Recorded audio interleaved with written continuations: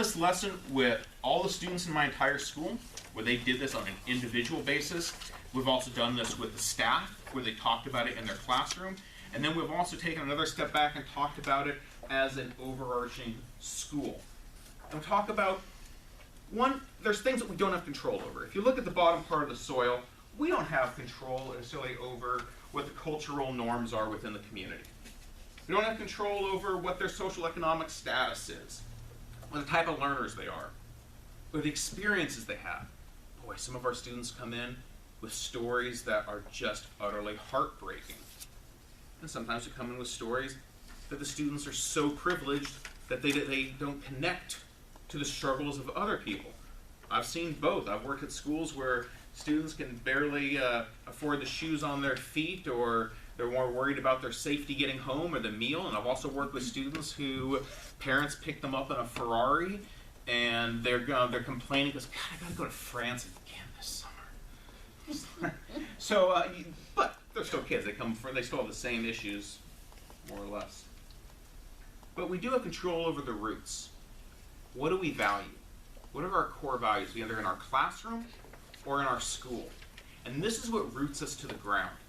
It's important to identify what those are. If we don't know what we stand for, we will fall for everything. We have to identify what do we stand for. So that was the first thing that I'd like you to take again, just about a minute. I know that's a rush thing. I actually have done this whole tree activity for about 30 or 40 minutes with the staff. We're going to do it in a matter of about 4 minutes. So I don't expect that you're going to have tons of time to give it all that in-depth thought, but hopefully it kind of sparks some ideas of things that you might want to do, whether it be for your classroom, with your students, or your school. So the first thing I'd like you to do is to, well, there's an example of one of the things that one of the students did there, is to take a look at the periodic table of character strength that's in your packet. Now, you don't have to pick your roots from those 24 character strengths, but they're a good starting place. Some of you may have some of the trees out there that actually have some of the roots filled in. That's because I kind of copied a couple different versions of it. But take a minute or two and think, what are the roots? What are your root values, either of your classroom or of your school?